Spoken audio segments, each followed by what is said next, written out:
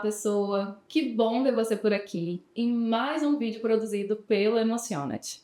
Esse é o quinto vídeo da minissérie Educação Socioemocional, um panorama geral. Como eu sempre estou falando, se você não assistiu os vídeos anteriores, eu recomendo fortemente que você volte e assista, porque a gente está aqui construindo uma linha de raciocínio para construir esse panorama geral, que é o nosso grande objetivo. Nesse vídeo especificamente, a gente vai pensar juntos em elementos necessários para quem gostaria de começar a desenvolver projetos, ações ou programas de educação socioemocional. Esses elementos, que são uma espécie de ingredientes, eles funcionam tanto para o contexto educacional e escolar, como corporativo ou organizacional, para formações em empresas também.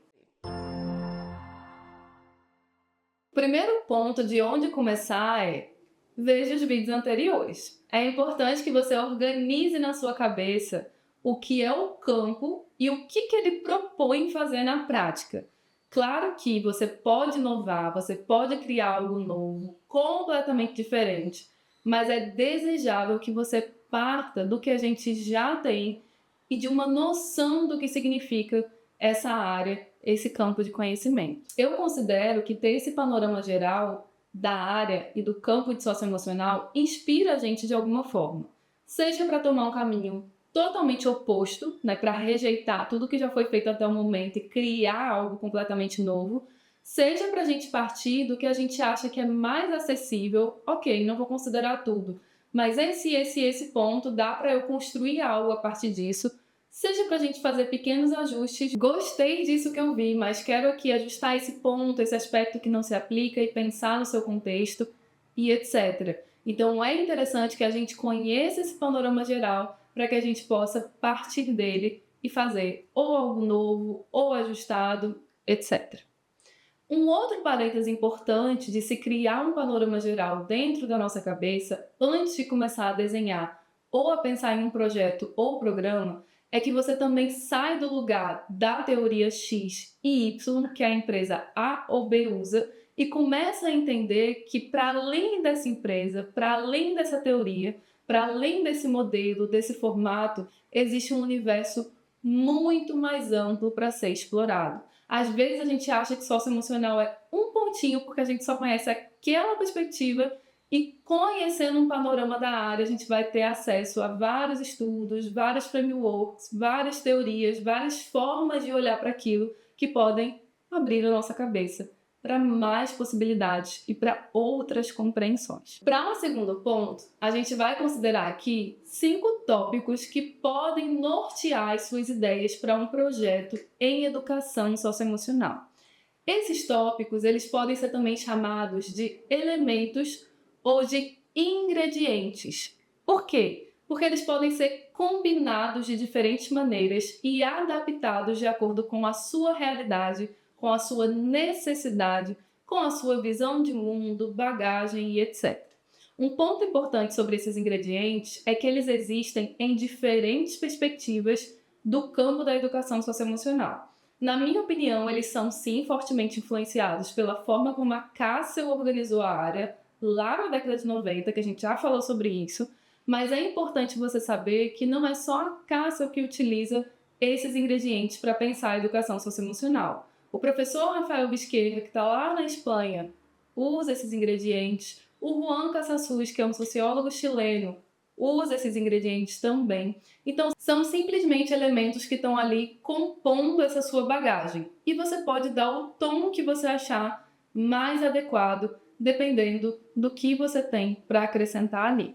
Por fim, antes da gente entrar nos elementos em si, uma outra menção importante é que quando a gente fala de ações mais robustas, como programas, por exemplo, geralmente esses ingredientes eles estão ali no meio.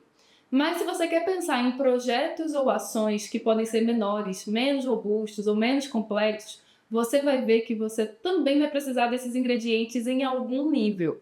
Eu vou usar aqui nesse vídeo a palavra programa, mas você pode adequar essa palavra para o que você estiver pensando. Ação, projeto, vivência, etc. Certo? A gente vai começar para você entender melhor do que eu estou falando. O primeiro ingrediente que você vai precisar para pensar em um programa de educação socioemocional é a fundamentação teórica. Esse ingrediente é fundamental para qualquer tipo de estratégia que você quiser desenhar. A teoria, ela vai ser basicamente um guia para você saber que tipo de caminho você quer tomar. Essa fundamentação teórica, ela pode ali ter alguns componentes envolvidos. Imagina que a gente está fazendo um bolo, certo? Você quer um bolo de chocolate. Só que quando você vai olhar a composição do bolo de chocolate, você vai encontrar ali microelementos que formam aquilo que você está chamando de bolo de chocolate. Vai ter o açúcar, vai ter o leite, vai ter os ovos, vai ter fermento, vai ter um monte de coisa. Quando a gente pensa na fundamentação teórica, a gente pode imaginar que tem esses microelementos na composição da fundamentação teórica. Eu vou considerar aqui 3, mas podem ter mais, certo? Os 3 elementos que eu estou considerando é o contexto de aplicação, a definição de termos e variáveis e predições, hipóteses que você tem em relação ao que você está desejando desenvolver.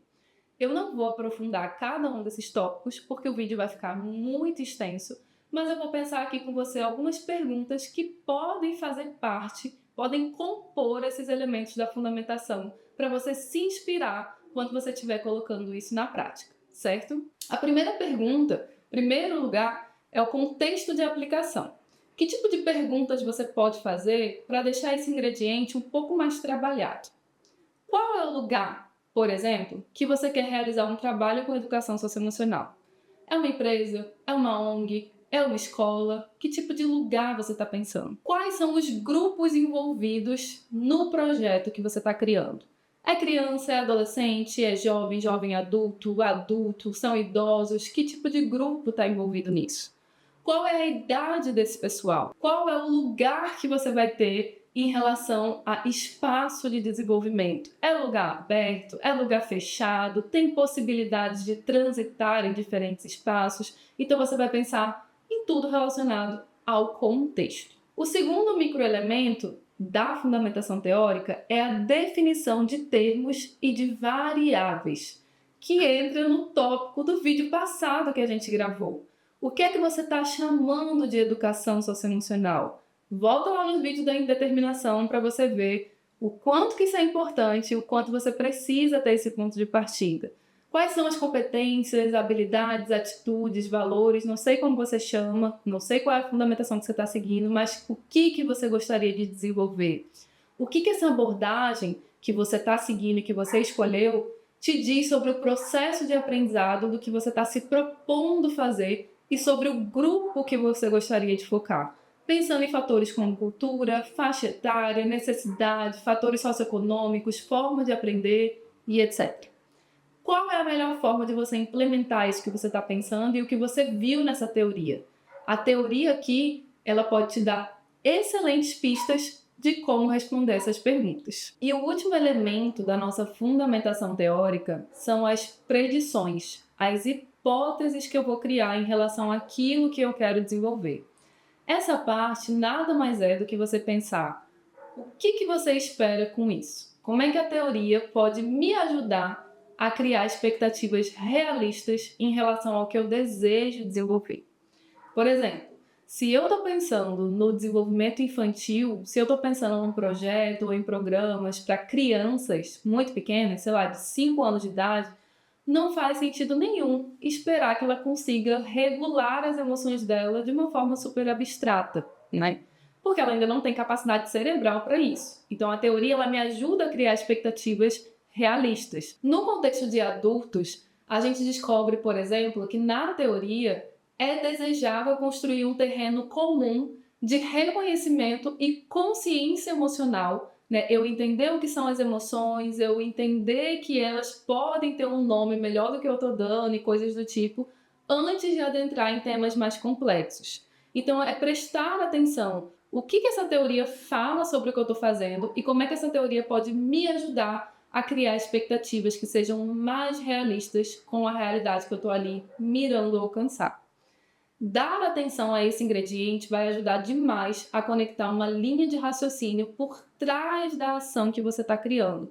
E isso vai te permitir fazer links entre o que você quer, que caminho você está usando para isso e como que o que você está encontrando se conecta com o que você quer fazer. Então isso é muito importante. Nesse processo, dificilmente uma teoria sozinha vai dar conta do que você quer fazer. Porque como a gente já viu em outros vídeos, educação socioemocional é um conjunto de ações eminentemente práticas que nos ajudam a desenvolver competências socioemocionais. Então, o cuidado que você precisa tomar aqui, basicamente, é como é que você está articulando diferentes teorias. Você não precisa usar só uma teoria. Você precisa cuidar para não misturar coisa, não colocar ingredientes ali, por exemplo, que não combinam entre si.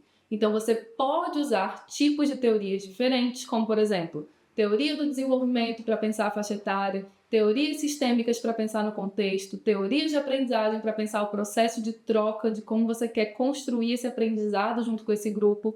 O que não é aconselhável fazer é você misturar demais teorias que abordam o mesmo tópico. Pegar 5 teorias do desenvolvimento diferentes para pensar naquela faixa etária. Porque, eventualmente, elas vão ter contradições. Eu já dei um exemplo em vídeos anteriores e posso retomar ele aqui, mas assiste lá para você ver, que é o caso das emoções. Muitas vezes a gente pega o conceito de emoções de diferentes teóricos sem se atentar que eles estão se contradizendo e que não dá para a gente considerar eles ali no mesmo material, com uma mesma abordagem. Então é preciso ficar atento a isso, certo? Primeiro ingrediente, então, fundamentação teórica. O nosso segundo ingrediente vai ser ter objetivos bem definidos e realistas, principalmente focados em aspectos específicos. O nosso objetivo, ele não pode querer abraçar o mundo, não dá para a gente fazer tudo na área de educação socioemocional. Então a gente precisa pensar o que eu desejo desenvolver, considerando principalmente o fator tempo e realidade desse lugar. Se for um tempo longo, eu posso pensar, por exemplo, em marcos. Eu tenho 2 anos para trabalhar com esse projeto ou com esse grupo. Então, nos próximos 6 meses eu quero uma coisa, daqui a 1 ano eu quero outra, e no longo prazo eu tenho uma ainda diferente. Essa parte aqui ela vai ser muito importante porque ela vai te ajudar a entender que tem expectativa que não cabe no tempo que você tem. Seja porque o projeto ele vai durar só 3 meses, seja porque a disponibilidade semanal ou mensal do espaço não condiz com a realidade. Eu quero fazer isso aqui uma vez por semana. O lugar não tem uma vez por semana. Então, você precisa alinhar os seus objetivos com o que o espaço disponibiliza. Então, se eu tenho 4 horas semanais para fazer algo ou 30 minutos para fazer algo, isso vai fazer toda a diferença nas ações que eu vou pensar para aquele contexto. Eu preciso criar objetivos ajustados a esse contexto e a esse tempo. Via de regra, a gente costuma ser muito otimista na hora de criar objetivos. A gente quer mudar o mundo. Então é muito importante dar uma verificada na realidade e alinhar isso. Será que dá para fazer isso tudo mesmo? É mais desejável focar em uma coisa só que me permita fazer isso melhor, com mais atenção? Pensa sobre isso, que isso vai ser muito importante. É importante que a gente seja realista e que a gente também dialogue com a fundamentação teórica, que é o nosso primeiro elemento. A gente não pode esquecer dela. A gente vai abraçar a nossa fundamentação teórica e levar ela ao longo dos nossos próximos ingredientes. Algumas perguntas que podem te ajudar a pensar nos objetivos são: quanto tempo eu tenho para desenvolver esse trabalho? Que tipo de conhecimento prévio esse pessoal que eu estou mirando tem sobre o assunto? O que é que dá para fazer nesse tempo em relação à aprendizagem? Por exemplo, eu estou seguindo ali uma teoria que se propõe a desenvolver 5 competências. Mas o tempo que eu tenho, não dá para focar em 5 competências. Eu posso trabalhar com uma competência? Mas a competência também é muito ampla. Eu posso trabalhar com uma coisinha dentro dessa competência, não com a competência inteira? São coisas que a gente pode pensar nos objetivos ajustado ao nosso contexto. Outra pergunta que pode ajudar é: essa competência que eu escolhi conversa com a fundamentação teórica que eu usei lá no primeiro ingrediente? É aconselhável que eu comece por outra competência, porque essa daqui é muito complexa, com o conhecimento que eles têm, não está se ajustando muito bem e eu preciso repensar.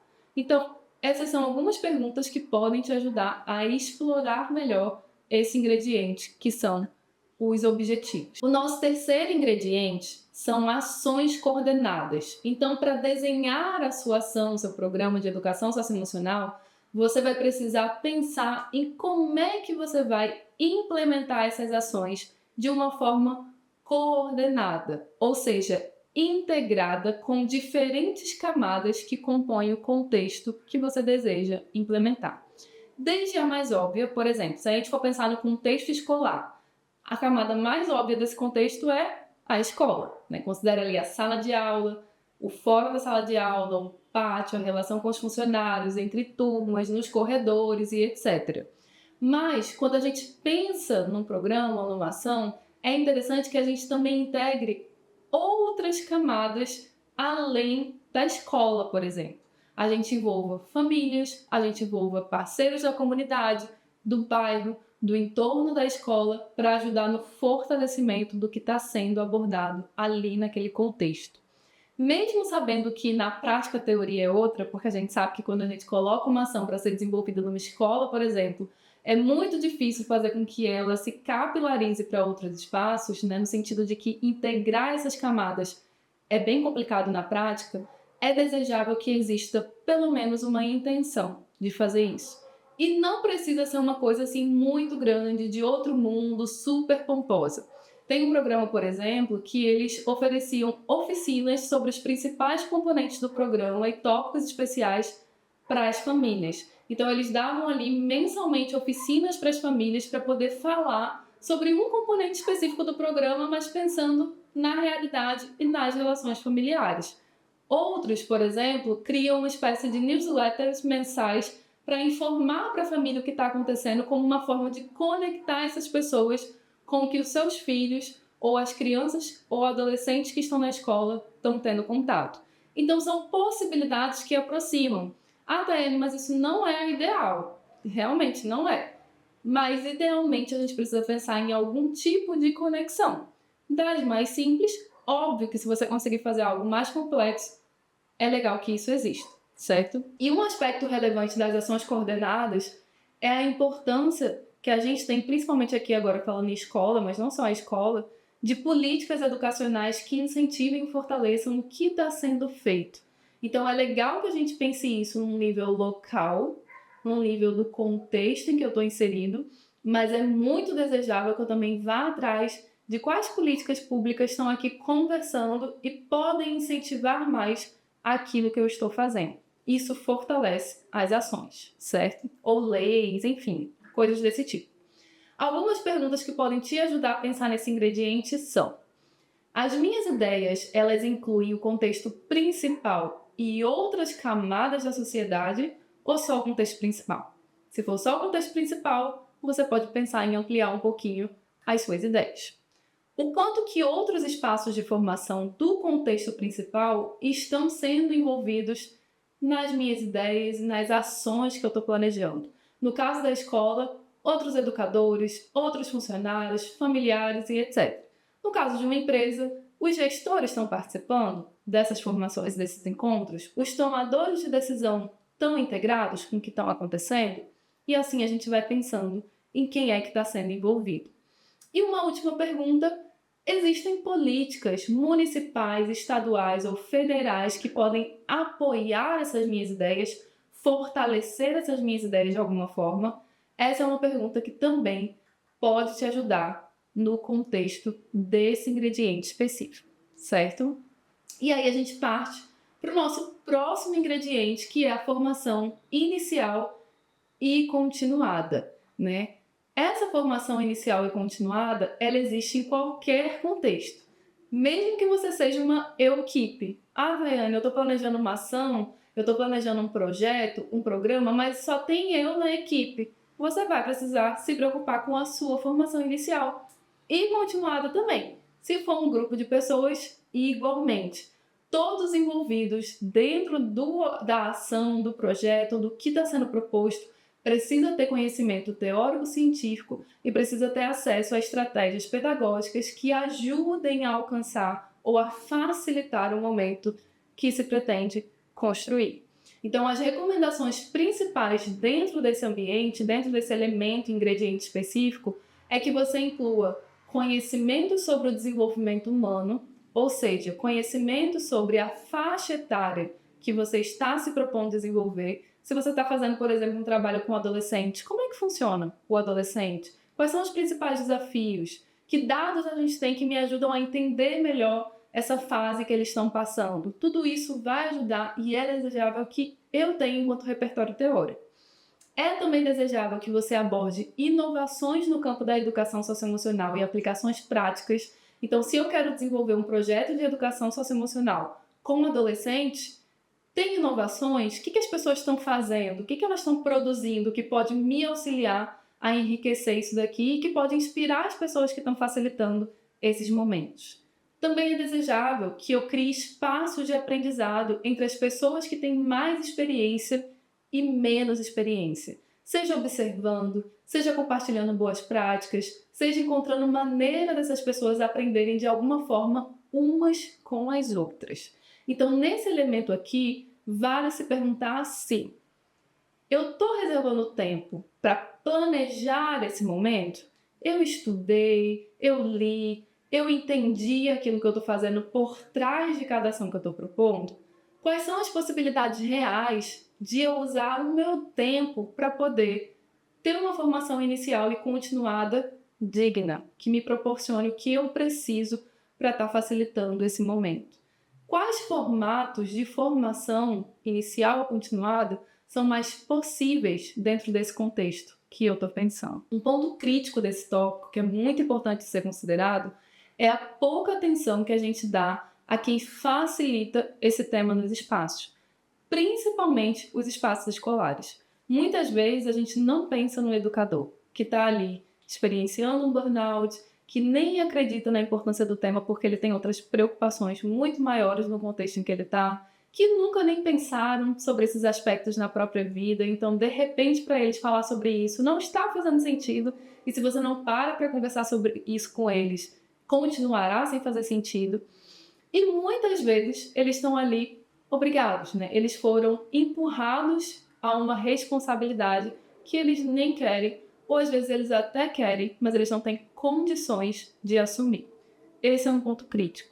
Quando a gente não pensa nesse contexto complexo de formação inicial, de formação continuada, e quando a gente não pensa na qualidade da formação que a gente quer oferecer em um nível mais profundo, pegando esses tópicos que às vezes são desconfortáveis, mas são considerados de se questionar, a gente acaba prejudicando os avanços no campo. E por fim, a gente vai para o nosso último ingrediente ou elemento, que é a avaliação.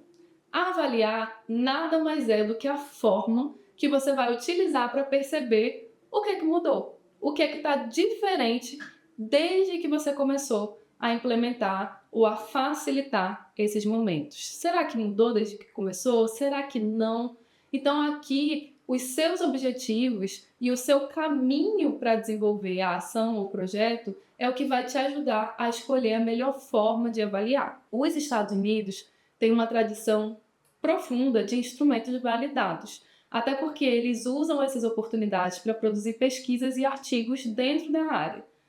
Mas, no geral, você não precisa usar um instrumento validado. Parece que isso respingou aqui de uma forma muito forte e qualquer pessoa, em qualquer programa, se sente obrigada a usar um instrumento validado para falar sobre educação socioemocional. Eles próprios, inclusive, estimulam diferentes formas de você criar uma avaliação. Você pode usar a criação de um portfólio, você pode usar um trabalho em grupo onde são compostos cartazes e construídos ali elementos físicos, né, e visuais que representem os aprendizados.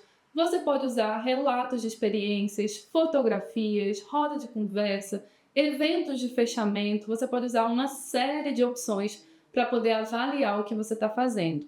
O importante é você conseguir entender se houve alguma diferença.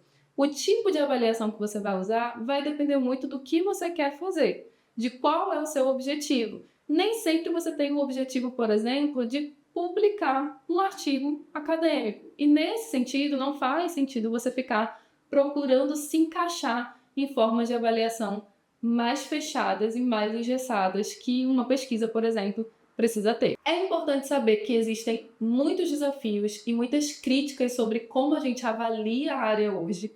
Esse é um tema cabuloso, tá? E é um processo em andamento que daria inclusive um vídeo só dedicado a esse tópico. Mas por agora eu vou deixar só aqui algumas perguntinhas que podem te ajudar a pensar em como avaliar o seu projeto.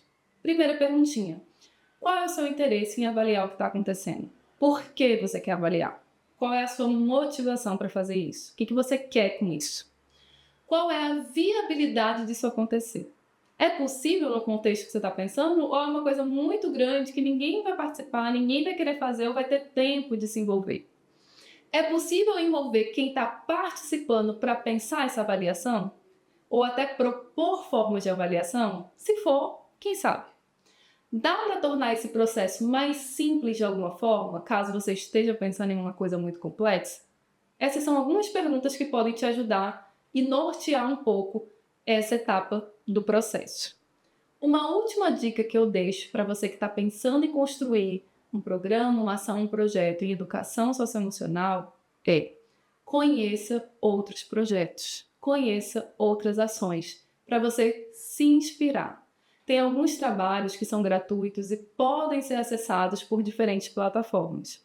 Particularmente, eu não me sinto confortável de fazer aqui propaganda de pessoas ou grupos específicos para que você procure esses materiais. O que eu me sinto confortável em falar aqui nesse momento é que dentro das referências que foram apresentadas ao longo dos vídeos anteriores e que vão estar aqui na descrição do próprio vídeo, você já encontra muito material.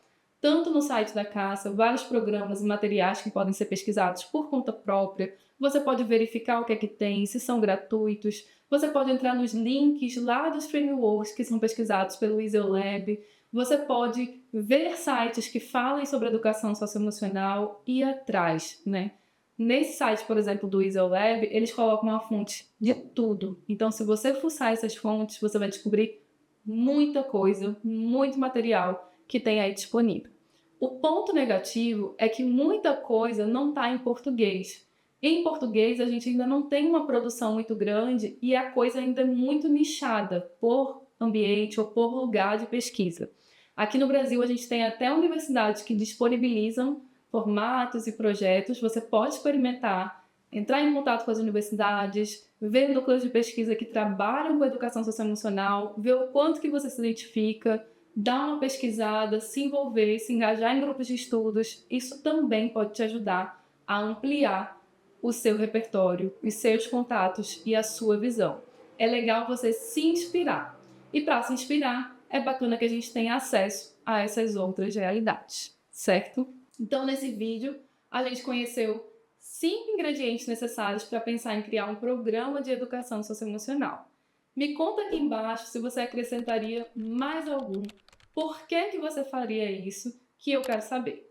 E como vocês já sabem, as referências elas estão aqui na descrição do vídeo. Eu espero ter contribuído com mais um passinho na sua compreensão do panorama geral do campo da educação socioemocional. A gente se vê agora lá no vídeo 6, falando sobre algumas dúvidas comuns, modismos e desafios dentro do campo. Se você gostou desse conteúdo, compartilha com quem você acha que faz sentido, comenta aqui embaixo suas percepções para que a gente continue caminhando juntos nessa minissérie. Até a próxima!